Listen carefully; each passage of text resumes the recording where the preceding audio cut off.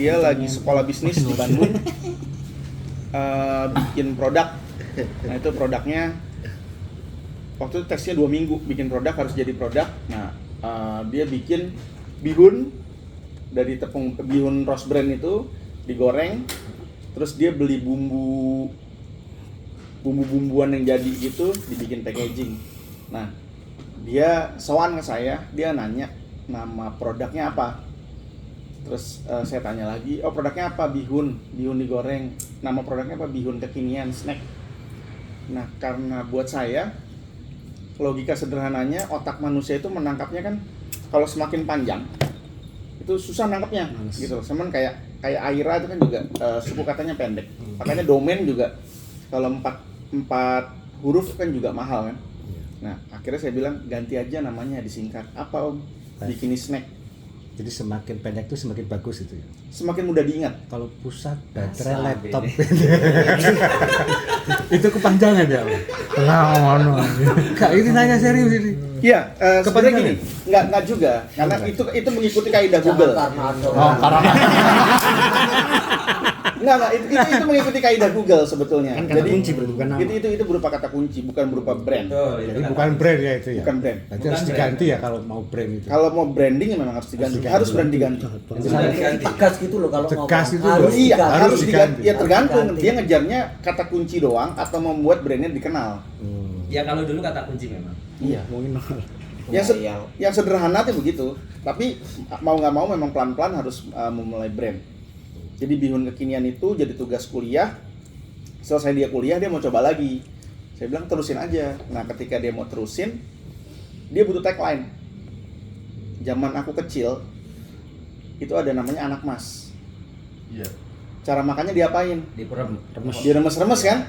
Nah ini makannya gimana caranya bihun kekinian ini? Diremes juga. Nah ya udah tagline-nya remas aku lah, aku bilang gitu.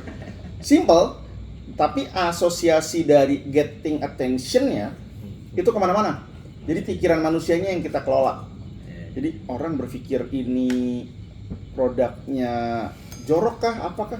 Ya itu tergantung otaknya masing-masing. Tapi dari awal prinsipnya saya tidak ingin menjual sesuatu yang bersifat pornografi. Tapi produknya memang gambarnya bikini tapi snack. Jadi secara aturan perundang-undangan saya juga tidak menyalahi aturan apapun. Jadi ketika itu akhirnya sempat viral di tahun 2016. Dulu rambut saya kuning waktu di TV One. Yang cukup masih ada di TV One. Itu saya juga udah minta bantuan komandan, ngomong ini kalau membelokkan isu secara media seperti apa. Ternyata saya nggak perlu menyiapkan pasukan untuk membelokkan media. Orang yang mendukung saya secara organik pun tinggi. Karena menurut mereka itu tidak ada unsur pornografi sama sekali. Cuman yang pikiran-pikirannya kotor aja menganggap itu pornografi karena tagline remas aku, gambarnya produknya gambarnya bikini tapi bikininya bikini kartun. Cuman orang yang otaknya ngeres dan nggak ada wujud manusianya, jadi cuman gambar bikini, tupis bikini, bra sama underwear. Jadi nggak ada melanggar aturan apapun. Jadi di 2016 itu bulan Agustus sampai September Oktober lah, 3 bulanan. Saya bolak-balik diperiksa di BPOM Bandung. Saya bolak-balik diperiksa di Polda Metro Jaya, tapi di Polres Depok. Dan sekaligus muncul di media. Dan lain-lain. Nah, makanya akhirnya setiap ada produk-produk yang viral, itu pasti dikaitkan sama saya. Misalnya ada dulu di Semarang itu ada produk soto toilet, itu dikaitkan sama saya. Jadi saya bilang gitu. Itu bukan saya. Terus kemarin di Semarang saya juga sempat bikin viral salah satu restoran seafood di Semarang 2020 lah ya. Saya sempat bikin viral restoran di Semarang seafood. Saya bilang ada pembunuhan berantai di Sampangan Semarang. Dan itu saya paid promote ke sekitar 5 sampai 6 akun kota. Jadi saya kasih background merah, tulisannya putih. Ada pembunuhan berantai di Sampangan Semarang. Gitu. Tapi di bawahnya saya tulis slide gitu loh. Jadi manusia Indonesia kan kebanyakan nggak mau membaca sampai habis judulnya. Jadi dia cuma membaca judulnya dan itu di situ di CC-in ke Pak Ganjar Pranowo, di CC-in ke Polda Jawa Tengah dan kemana-mana. Jadi AIDA saya itu saya bawa sampai ke sendi-sendi kehidupan pribadi saya. Jadi makanya dulu kalau saya ngisi seminar, sepatu saya tuh nggak pernah sama. Saya beli sepatu tuh 2 warna, Ya, kanan kiri. coklat sama hitam. Kaos kakinya juga beda-beda warnanya. Itu diterapkan sama beliau ini. Bisa jadi, nggak tahu juga kalau itu saya. Karena dia belum baca itu. Kalau sudah baca kan tambah. Terus setiap saya ngisi seminar, saya juga nggak pernah assalamualaikum atau segala macem. Jadi di pembukaan saya selalu pakai konsep AIDA itu. Saya selalu minta siapin meja atau bangku untuk saya naikin. Jadi saya langsung getting attention di pertama di situ. Jadi beberapa produk yang udah saya hasilkan ya beberapa viral sih gitu loh. Dan kebanyakan viralnya itu lumayan everlasting karena ngejaga produknya. Kenapa produk ini jadi viral? Karena laku 20.000 piece dalam jangka waktu 1 bulan. Oh, Jadi mungkin, dan harganya 20.000. Jadi mungkin brand-brand besar itu ngerasa kayak dominasinya terganggu gitu loh. Ya. Terus brand ini seolah-olah dibawa ke luar negeri banyak karena makanya saya sempat disebut sindikat pornografi internasional. Karena ini dibawa ke Mekah, saya kirim ke Sydney, saya kirim ke Singapura, saya ke Singapura aja. Makanya sempat waktu itu statusnya si komandan bilang, lu kayak orang kencing aja sih pagi di Singapura, sore di mana gitu. Karena saya keliling bawa produk ini. Saya ngajak kenalan cewek-cewek, dari cewek Jepang, dari cewek macem-macem lah. Di luar sana saya ngajak kenalan cewek buat saya pegangin produk bikini itu. Jadi makanya disebutnya sindikat pornografi internasional waktu itu. Tapi udah ke Amerika. Tasnya Masuk. Kalau itu belum ke Amerika saya. sayangin. Berarti belum diakui. Belum diakui itu. Kan sudah dipegang orang Ini ke udah Amerika, dipegang. tinggal di bawah job. Iya, itu dia. Jadi tahun 2016 dah itu jadi kayak rekor tersendiri lah buat orang-orang apa namanya? Menciptakan produk itu gitu. Dan beberapa produk lain iklan gitu misalnya juga, kalau iklan misalnya iklan produk lemon ya, kalau orang-orang kebanyakan iklan obat diet itu kebanyakan cewek-ceweknya langsing gitu ya.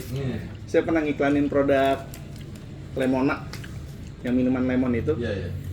Jadi saya nggak sengaja ketemu cewek jumbo di taman, saya ajak ngobrol, saya bayar, nggak saya bayar malah, saya cuma ajakin makan ketoprak bareng, saya suruh dia minum sampai tumpah-tumpah, dan itu saya iklanin dan itu jadi winning. Jadi anggapannya orang yang gemuk itu pengen kurus banget gitu, ini minum ini nih gitu loh.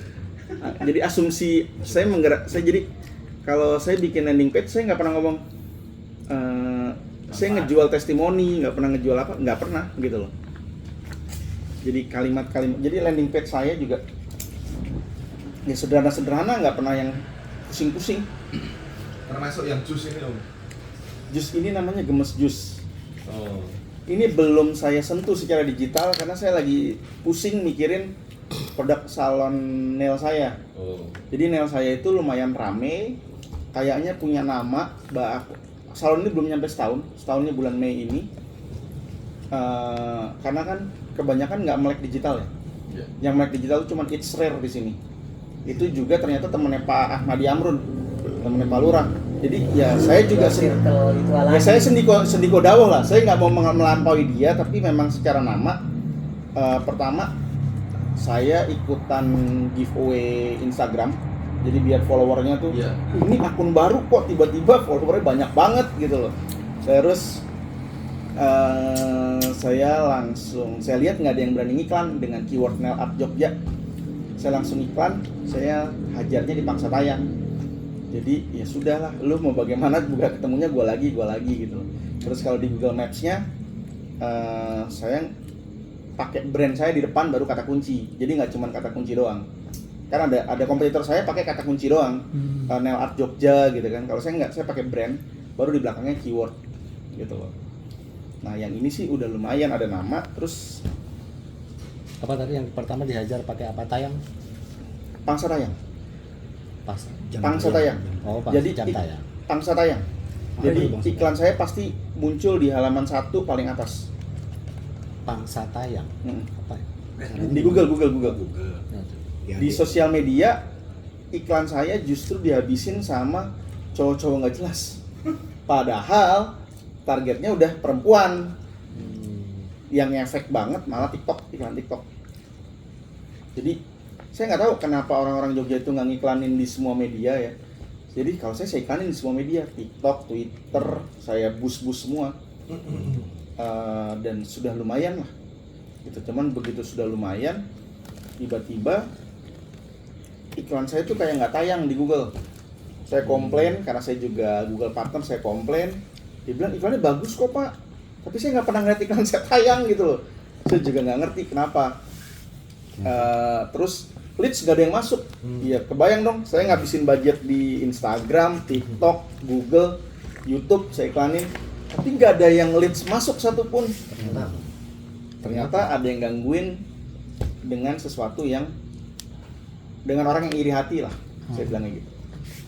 Yang iri hati itu awalnya saya curiga sih tetangga sebelah saya. Saya curiganya gitu, kenapa? Karena begitu saya masuk ruko, saya lagi renovasi, saya isi token, ruko saya tutup, listrik saya turunin, seminggu berikutnya token saya habis. Aneh kan? Saya orangnya penasaran, kalau nggak ada bukti kan nggak bisa tuh. Saya isi lagi 100.000 lagi, saya tutup lagi, saya turunin loh, posisi saya turunin loh. Habis lagi minggu depannya, karena kan saya belum buka kan, masih cuma renovasi doang. Akhirnya saya nelpon teman saya di PLN Jakarta, akhirnya dia yang ngirim orang, ternyata di dalam plafon itu groundingnya itu disambung. Jadi mau saya isi berapa ratus ribu pun, berapa juta pun, token saya juga nyambung ke orang lain listriknya. Akhirnya saya bilang sama orang PLN, tolong diganti deh instalasi dalam rumahnya. Jadi instalasi dalam rumah itu diganti semua total. Nah, semenjak instalasi dalam rumah itu diganti total, sebelah saya tuh kayak kesel sama saya. Ngeliat muka saya tuh nggak enak banget. Padahal sebelum saya buka sebagai unggah-ungguh ya, kan tadi ada bilang unggah-ungguh ya. Ya saya bikinin makanan, saya beli makanan, terus saya kirim. Ya maksudnya sebagai tanda perkenalan nih saya begini-begini, izin begini-begini gitu. Sebelahnya usaha apa? Pecel lele Lamongan. Oh, nggak ada hubungan. Nggak ada hubungan. Tapi ternyata ada teman saya yang ibaratnya tanda kutip pinter, dia ngerasa si Lamongan ini masang kayak penglaris buat dirinya sendiri, tapi jadi kayak nutupin yang lain. Jadi di radiusnya dia ikut ketutupan gitu loh. Walaupun beda niche gitu ya. Walaupun Walaupun beda produk. Gitu. Nah akhirnya abis itu saya coba ngobrol lagi, nanya sama beberapa orang, sampai saya inget lah si Denny. Ngobrol sama Denny, udah lu kok ngomong aja lah kayak gitu. Ntar baba ya udah, pas hari itu juga kayak jodoh saya. Rabu pagi lah ya, saya kontak Om Among, terus siangnya ketemu, malamnya dibawa ke Wonosobo. Ternyata memang ada yang isengin. Habis itu disengin, lumayan nih omset saya naik lagi. Bukan omset sih saya nyebutnya, leads-nya aja lah. Saya nggak mikirin closingan dulu, saya mikirin cuma leads-nya doang ada lah gitu loh. Sekarang kalau leads-nya nggak ada, lo bagaimana mau mikirin omset gitu loh, leads-nya aja nggak ada gitu. Abis kemarin diituin, udah sempat membaik lah sekitar keramiknya hilang kan? Ya, tiba-tiba keramiknya hilang. Hah? Maksudnya? Keramik apa itu? Keramik, jadi itu kan ada rolling door. Di belakang rolling door, saya kan orangnya juga ya karena namanya salon ya, keramiknya kan harus ada semua bagus. loh. Ini tiba-tiba keramiknya hilang. Yang itu doang. Sudah dipasang. Kecuil gitu, sudah dipasang. Secuil hilang satu kotak. Lu nanam di situ berarti ya? Ya saya nggak tahu nanamnya gimana. Nggak bakal bisa orang lewat situ soalnya. Itu benar-benar mepet di rolling door.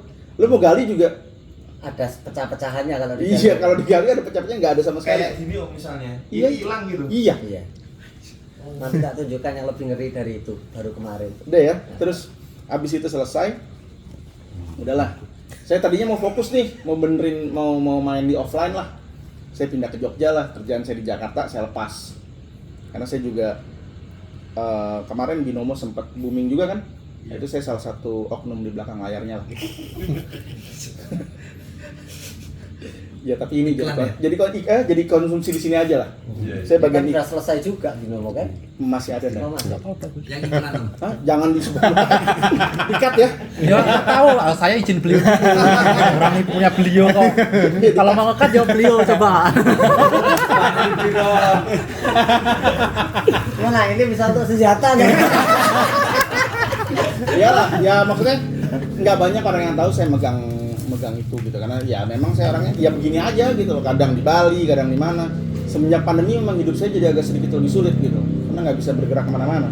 Ya komandan tahu lah, saya kadang-kadang hari ini di sini, besok di Surabaya, besok di mana. Terus habis kejadian itu, saya pindah ke Jogja, saya nyari kontrakan di Seturan. Habis saya selamatan kontrakan, Lu bukan di Jambusari dulu? Iya, di Jambusari saya tutup. Nanti ada ceritanya lagi. Oh, siap. Terus di Seturan baru saya selamatan. Malamnya itu tiba-tiba saya diare parah banget. Terus tim Bolo Ngopi dari Semarang tuh datang ke Jogja. Terus gue pindah sih ojo ning kene. Jadi ternyata dia bisa ngerasain, cuman dia nggak bisa nanganin gitu loh. Ya, masuk. Orang yang tadi saya cerita, dia tahu ada pasang penglaris tapi gangguin yang lain. Udah dia diginin aja. Pas akhirnya aku dibawa karena komandan lagi ke Amerika, saya nggak tahu kalau beliau ke Amerika. Keren. Jadi Bukan Singapura loh ini, Amerika. bukan Singapura. Kalau Singapura, Malaysia, Hong Kong dan lain-lain Bisa melompat aja. saya udah biasa, paspor saya tuh banyak gitu loh. Kalau cuma begituan gitu loh. Kayak pindah RT lah. Luar biasa. Soalnya saya malas ngurusin birokrasi visanya itu loh. Gitu loh. Biar kita aja lah ya. Oh ya, oke, nggak apa-apa. saya dulu ngeledekin Mas Andi. Ternyata Mas Andi pergi duluan sama beliau. Dia dulu, lu di rumah mulu, di Kendal mulu, kaya, tapi lu kagak bisa kemana-mana. Tetap ngomong sama dia ke Eropa ya, Mas Andi ya. Ya terus, saya akhirnya itu kontrakan nggak jadi saya tempatin. Yang di Seturan itu. Iya, baru saya bayar. Akhirnya saya coba negosiasi, ya saya jatuhnya rugi lah sekitar 10 jutaan. Intinya saya oper kontrakin aja lah. Soalnya resikonya kalau yang saya ngobrol sama teman saya itu, ini orang ini udah nggak ngincer, jadi orang ini nggak ngincernya udah nggak ngincer usaha saya. Orang ini ngincernya sayanya. Tadinya yang diincer adalah pacarku. Tapi pacarku ini kan karena dia kayak tahu, oh biangnya bukan di dia nih, yang membuat si bisnis ini jalan itu di aku. Jadi makanya barulah dia aku diserang gitu loh. Dan selama kontrak di Seturan itu belum saya tempatin, baru selamatan toh baru mau saya tempatin, baru pindahan, akhirnya saya pindahan lagi. Itu tangan saya tuh sakit, jadi kayak mau ngangkat laptop, megang laptop kayak nggak bisa. Akhirnya iklannya nggak saya urusin. Bentar Mas, itu yang di Seturan itu yang sampingan sama si Lamongan itu? Yang sampingan sama Lamongan tuh tempatnya Tempat usaha di Bagarsari. Itu yang sampingan itu? Yang hilang keramiknya itu? Oh itu di Seturan? Di Babarsari itu. Lah ya, Babarsari Seturan itu kan? Saya kontraknya di Seturan juga. Oh, kukira pindah yang di Semarang itu. Nggak, Semarang itu akhirnya pindah gara-gara teman-teman juga. Udah lalu gua amankan dulu lah. Karena ini soalnya udah menyangkut. Sebenarnya kalau dibilangin itu tak tutup hari ini juga nggak ada masalah sebenarnya sinyal art itu.